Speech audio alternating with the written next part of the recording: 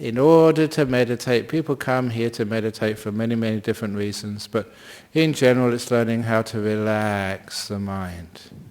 And please keep in the front of your meditation, the idea is to relax and get the mind to be nice and peaceful, because you can't get the mind peaceful when you're really tense. It's one of those stupid jokes of mine. I'm not sure if you heard about the guy, somebody was asking me about jokes earlier, who went into the psychiatrist's office and he said that I've got a problem. What's your problem? He said, sometimes I think I'm a marquee, sometimes I think I'm a teepee.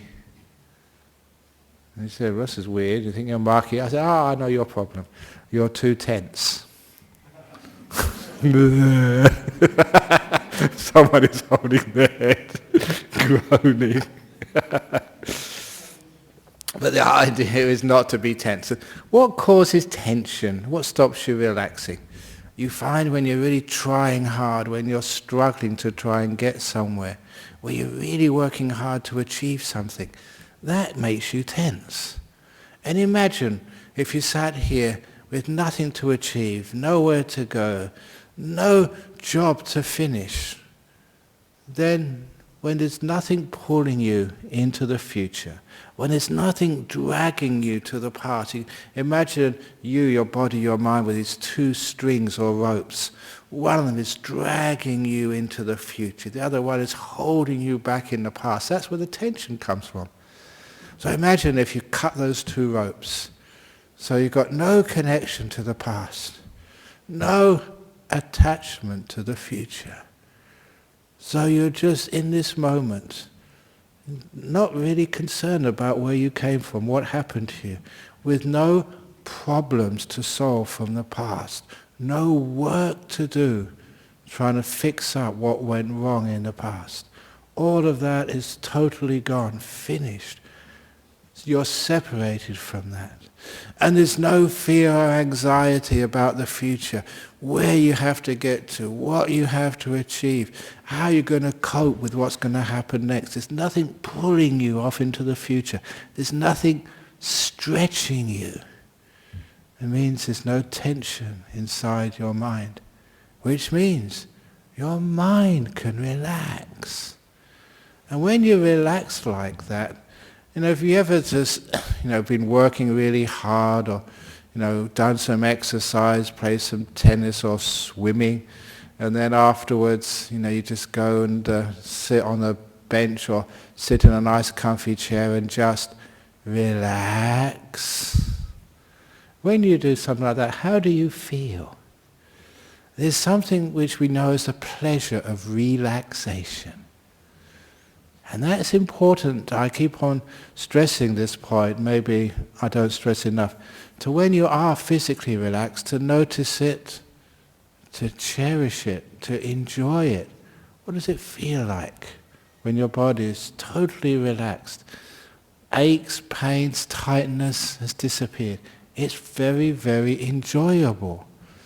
And once you can get into the pleasure of relaxation physically, then you get the idea of, by letting go of the past and letting go of the future, you are not stretching the mind, and your mind gets relaxed as well. It gets very peaceful, which is what we're trying to do in this meditation. And then we get the other stressful activity, is thinking. Now, sometimes people say that thinking is fun. It's not. It keeps going on and on and on. And sometimes it tires your poor brain so much. If somebody invented a speed camera which would notice and check the speed of your brain, then you would all be fined for thinking too fast and thinking too much. And especially on the weekend when you're supposed to be relaxing, you will get double demerit fines for how much you think and worry on the weekends. So we're trying here to let go of all that thinking, which is the other major bit of stress in your mind, having to solve problems.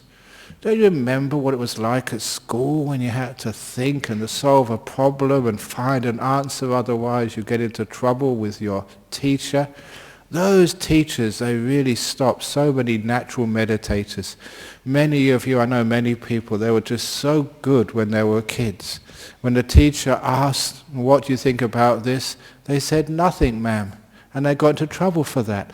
They could have been enlightened beings, great meditators. They had this wonderful ability just to be empty and to be free, and the teacher spoiled it. Anyway, now you can still do that. To let go of thinking. What does that mean? You don't have to give a name for things. You don't have to work out the consequences. You don't have to find out even the meaning of life through thinking about it. There's that famous sculpture, Rodin's Thinker. And if you know that, it's a very famous sculpture in Western culture. And he's got his head in his hand like this.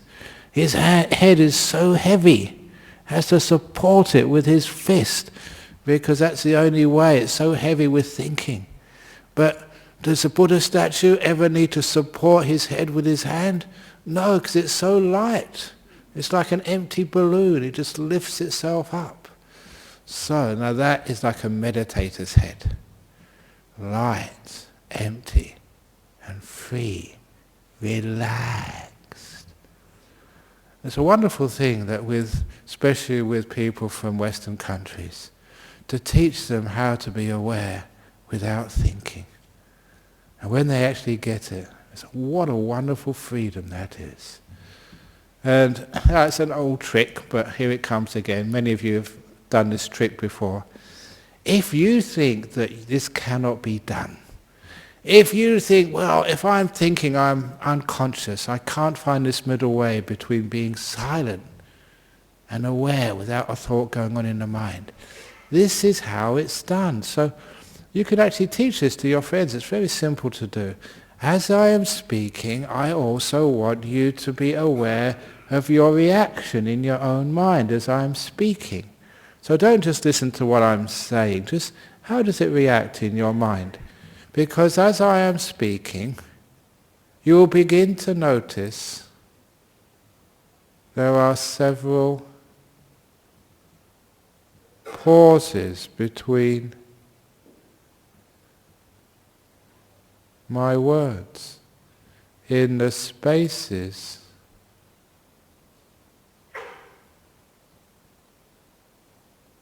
between my words. What was going on inside your head? There it was again. You were silent and fully aware, without a thought going on in your head. Isn't that wonderful? You can do it. You are silent and aware at the same time, with no thoughts. It's such a relief. It's so relaxing just to be aware without having to think. And you will discover one of the great truths of meditation, that in that silent mind, you understand so much more. You see much deeper and further in silence than you ever do through thinking. Which is why, certainly in Buddhism, all wisdom comes from the silent mind. All peace of mind is experienced in silence. And there it was again. So you're relaxing this body so it's nice and at ease, relaxing this mind so it's not caught up, it's not captured, is a better way. The past and the future try and capture you and bring you back into time or propel you off into something in the future, which probably will never happen anyway. That's why my saying is, don't worry about the future. Whatever you're worried about will happen, it won't happen, it's usually something much worse. It's not the same. So don't worry about the future, who knows what's going to happen. Instead, don't allow yourself to be captured by the past, or imprisoned by the past, or captured by the future. Be free in this moment, and see if you can learn just how to be silent, to really relax the mind. And how you do this, you don't do this say, I'm going to be quiet, come on, be quiet. I'm not going to think, shut up. That is force, that's no way to relax anybody. So relaxation of the body is when you let go of trying to hold the body this way or that way. When you find comfort in the body, that's a relaxed body. The same thing happens with your mind. A relaxed mental world is when it's nice and loose and easy. You're not giving it orders, you're not trying to control it. You're not treating your mind like a slave. I like that sort of simile because so often when people meditate, they try and control their mind, telling it what to do, ordering it, forcing it. They do treat it like some sort of slave or servant they can order around and tell what to do. And of course it doesn't relax that way. You've got to learn how to be a friend to your mind. Be kind to it. Let it relax. You know, have you got a boss at work who's always shouting at you and telling you what to do and makes you so tense you can't relax and do the best work? Alternatively, you may have a boss who's a really good friend and who's just so kind to you, relax so much in their presence that your work is really great. Learn how to relax by not being a boss over your own mind. Be kind, relax, let it be. And if you're bossy inside, your meditation will go nowhere. So you work with your mind. You don't work against it. You don't tell it what to do. You're kind to it and it relaxes by itself. And once the mind gets relaxed, it becomes very pleasant. Just like the body is relaxed, it's pleasant. No aches, no pains anywhere, no irritations. The body is just really, really comfortable. And your mind, you haven't got these tensions of having to solve some problem, fix up some mistake of the past, or have some worry about the future. All those sources of tension and tightness have vanished. And you can have peace of mind. And later on in the meditation, that peace, that relaxation, it doesn't just stay there. It's just like a tree which grows and grows and grows, stronger with more leaves, with more flowers, with more fruits. It actually develops. Stillness gets deeper and deeper and deeper. More and more powerful, more and more joyful. And that's where you get into the juicy part of meditation. That's where things really start to get delightful, even ecstatic, and you start to understand why people become monks and nuns. Some people say, it's such a tough life. Why did you become a monk? And the answer is accurate, for the fun of it.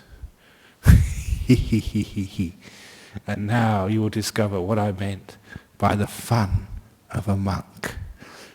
The peace and joy of meditation. So, there we go. That's a nice introduction. So, let's get started. So, if you've been a bit sitting down for too long, you want to stand up. Okay, I'm going to teach by example, because I don't need to, but I'm going to just stand up and stretch.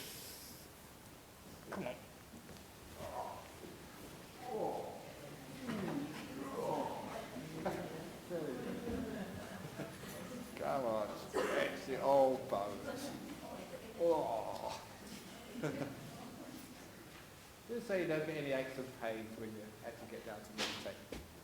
Very good. When you're ready.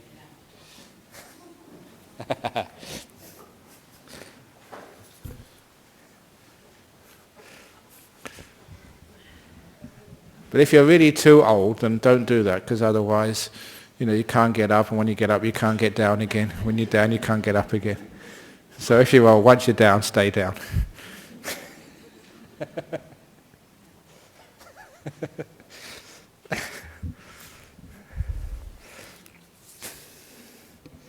So here we go.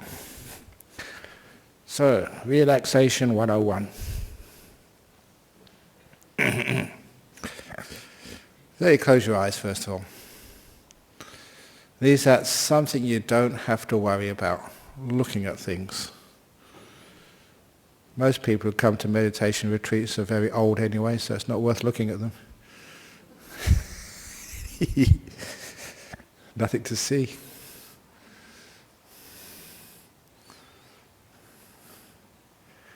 You just close your eyes.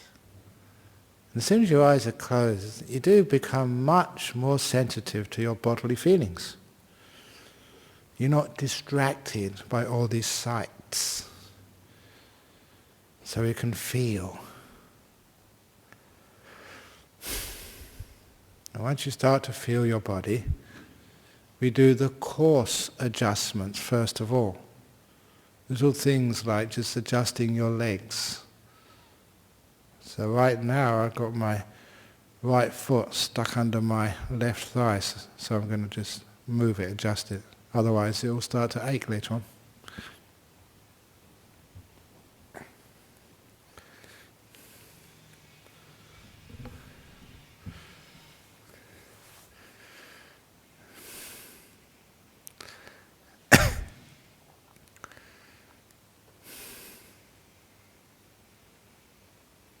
And you check just your bottom on the seat, make sure you can wiggle, you can fidget.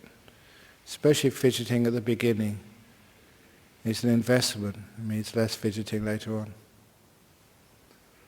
And there's no perfect posture which suits everybody. Even me, my posture changes from day to day, week to week. The one which works the best is not the one which I worked the best yesterday. Always got to change, adapt.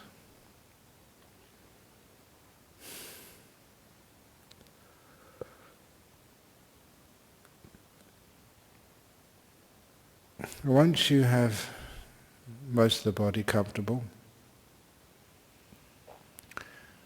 stay with the body. You want to relax it even deeper. So then I go to some of the internal feelings of my body. There may be some indigestion, there may be some aches, maybe some sicknesses and irritation of the throat or sinuses or headache or whatever it is. You can relax those internal feelings as well by the simple process of being aware of them and being kind, looking upon them with the kindness of someone who really cares for their own body. Because when you experience kindness, you do actually relax. So be kind to your body, and the body relaxes, it opens up. Tensions are released. Knots of pain expand and they loosen and heal.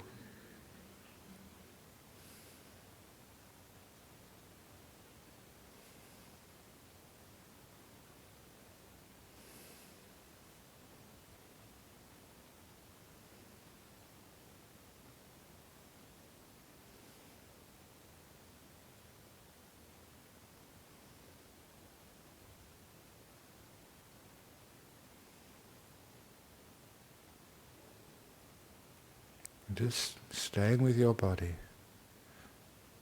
If there's any part of it which is not relaxed, focus just on that one part of the body.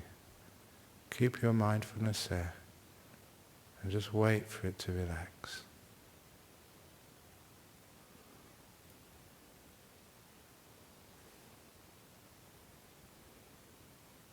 And as it does relax, you start to experience the pleasure of relaxation.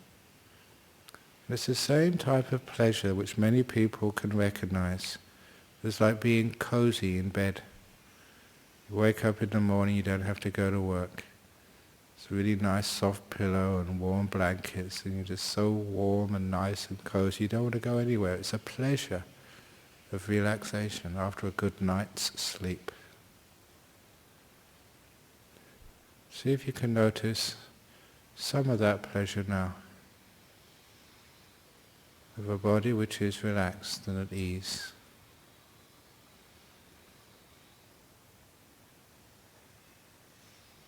Strange as it may seem, once you get to know that pleasure, the relaxation goes deeper. It's like the mind sees something enjoyable and by itself goes deeper to get more. You relax more fully than any other time.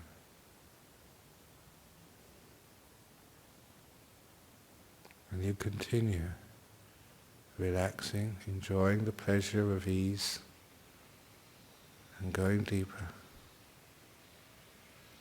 just with your body.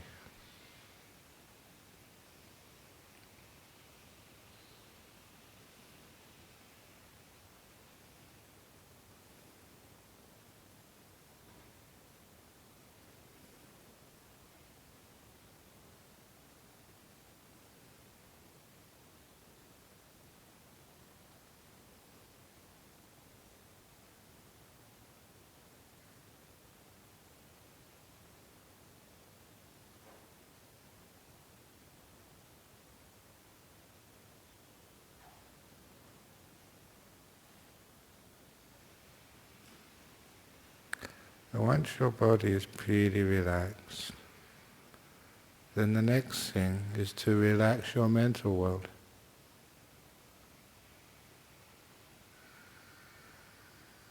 So don't fight the sound of the neighbor doing his sawing. If you fight anything, you get more tense. Make your mind very soft. Soft so when something hits it, it doesn't shatter and break.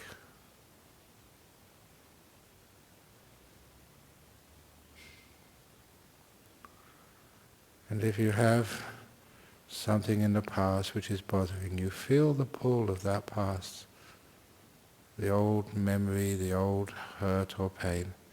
That causes tension. So see if you can imagine untying yourself from the past, as if what happened to another person. It's none of your business.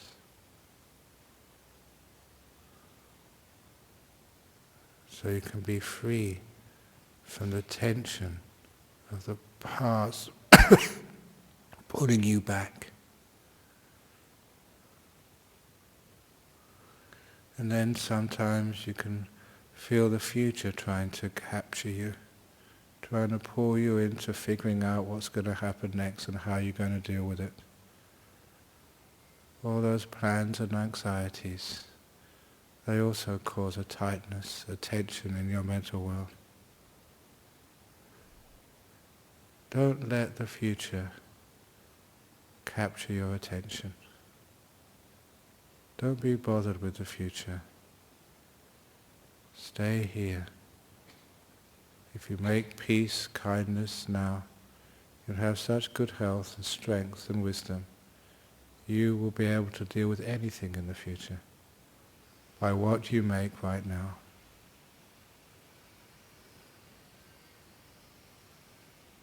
So you keep all of your awareness in the now.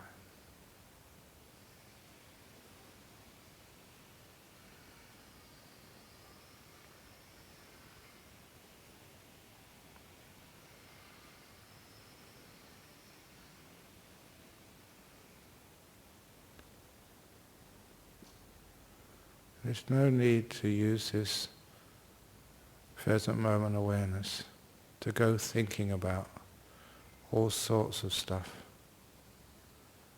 If you want to find the truth, be wise, understand the emotions of kindness, even love, especially peace of mind. Be silent. There's no need to disturb your own mind with a thought. You can imagine your mind like a lake of water in the mountains. And any thoughts, imagine those like waves on the surface of the lake, preventing the lake from being still and preventing a clear image of the truth being reflected in the glass mirror-like surface of the lake. Imagine the mind like a lake and keep it still.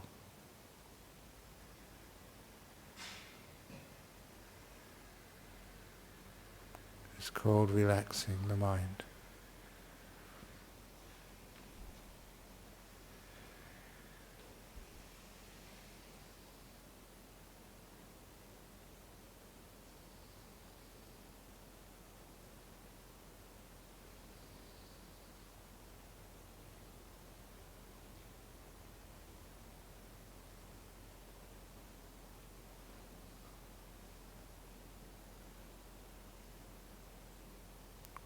And don't worry about the time. The time only exists when you start thinking of the future, or you start lingering in the past.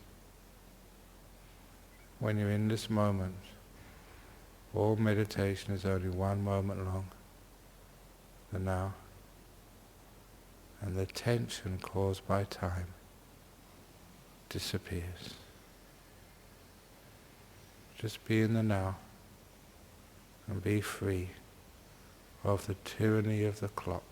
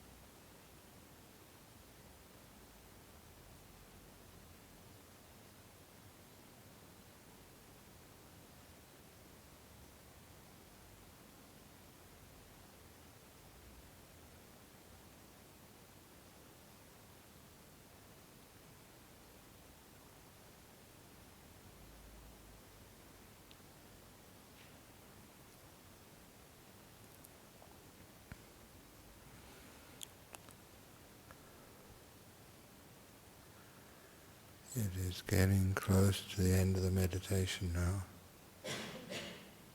How do you feel? How much mental relaxation, otherwise known as peace of mind, how much have you developed? And how much can you enjoy it?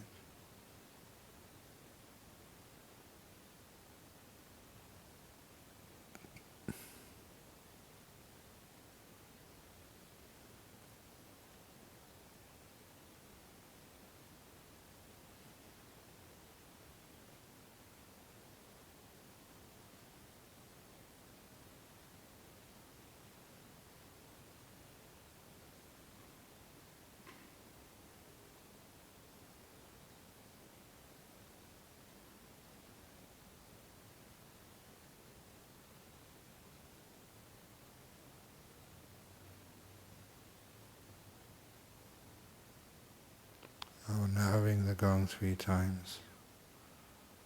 When the third ringing of the gong disappears, that is a signal to open your eyes and end the meditation.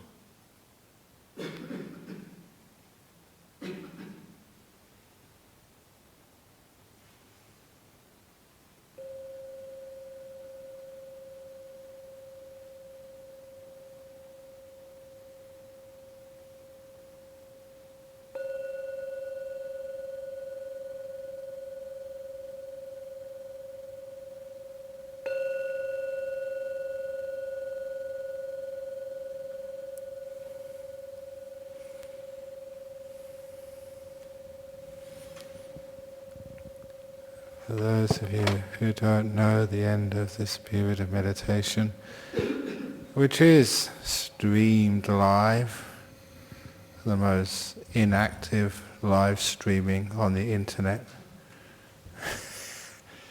we do have some Q&A, and some of it comes from overseas. So we'll have the overseas questions first, and if anyone has another question, they can ask it themselves in a moment or two's time. Okay, 3 questions from France, Thailand and Poland. From France, first of all. My sleepytation looks like meditation, although I know and I am convinced that the way to achieve meditation is by letting go. My way of letting go feels very shallow and very intellectual.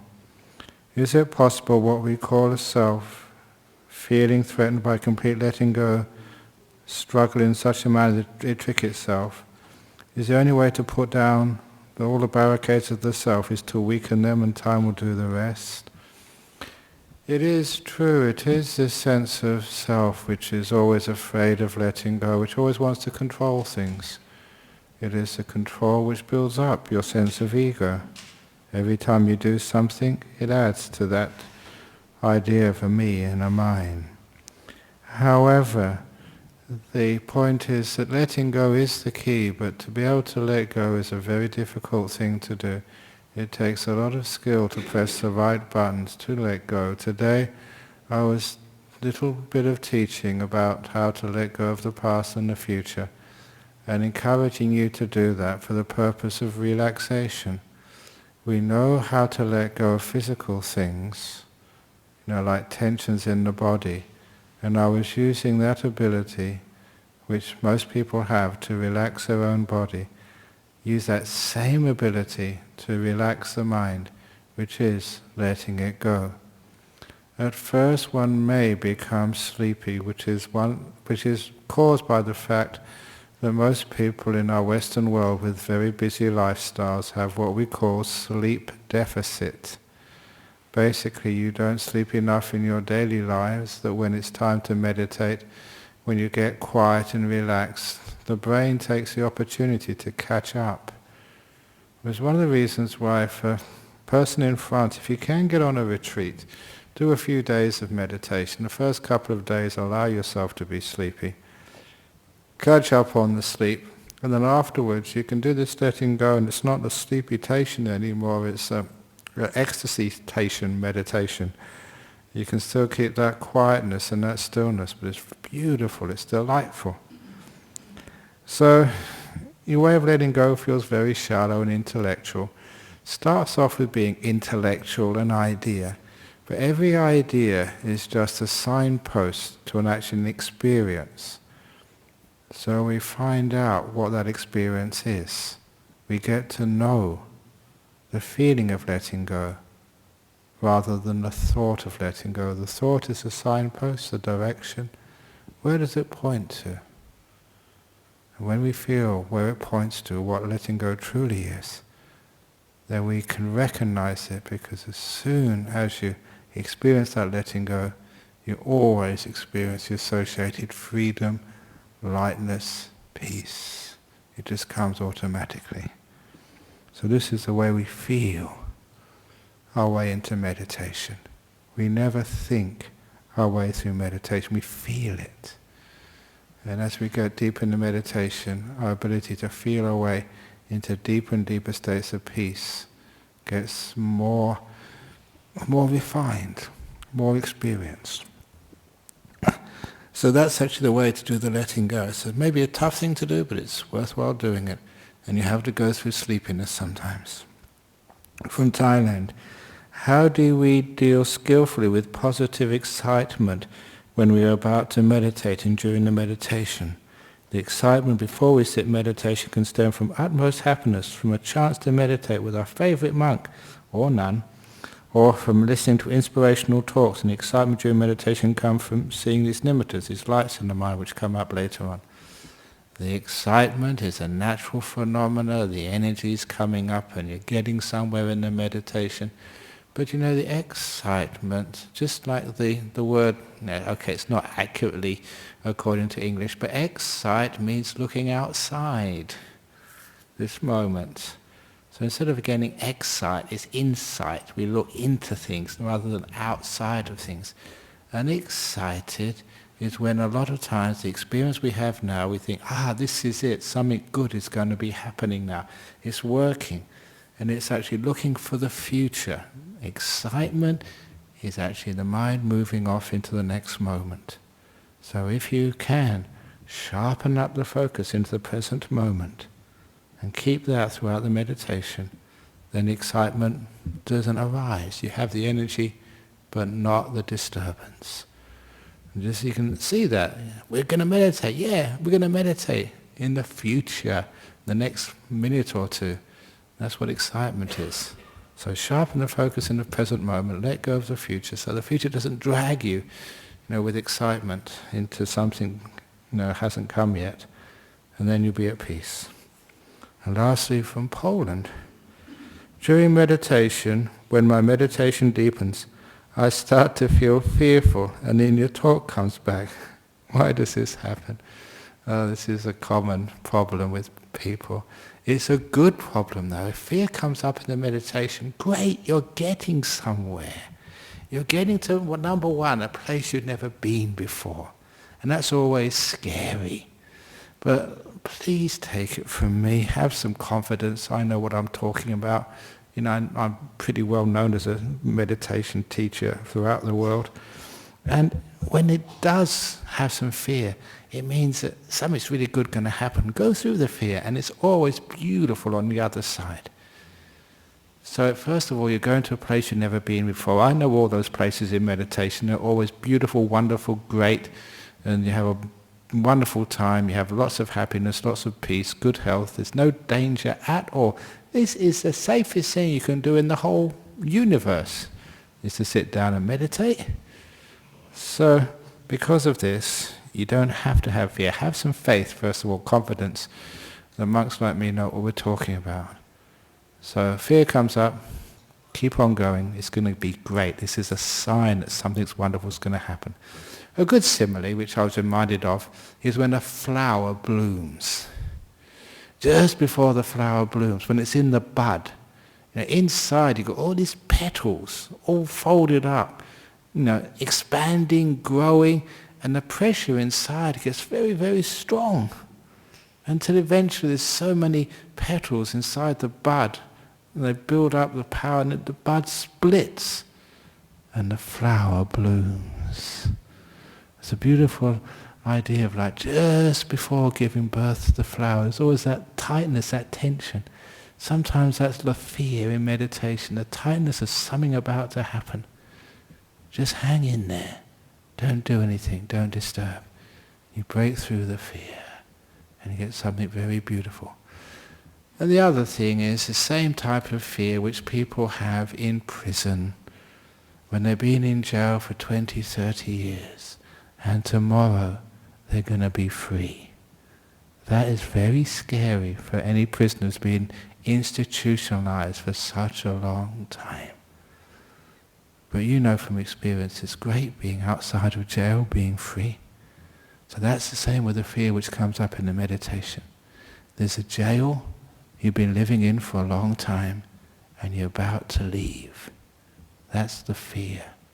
When you recognize it like that, to hell with the fear, I'm going for it. I want to be free. So that's from Poland.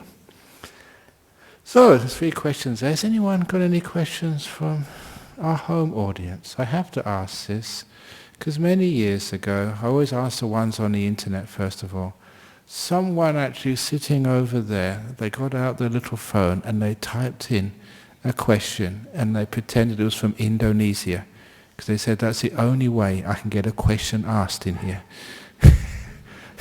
They actually did that. They confessed afterwards. So has anyone got any questions here about their meditation? Okay, you'll have one in a few minutes when we finish. If there is any questions you want to ask, and like usually that people get a bit scared of asking a question in public, there's a little box on the table on every Saturday and you can write a question down, you can write it at home in your own time and leave it in the box over there and it will be answered on Saturday afternoon. Excellent.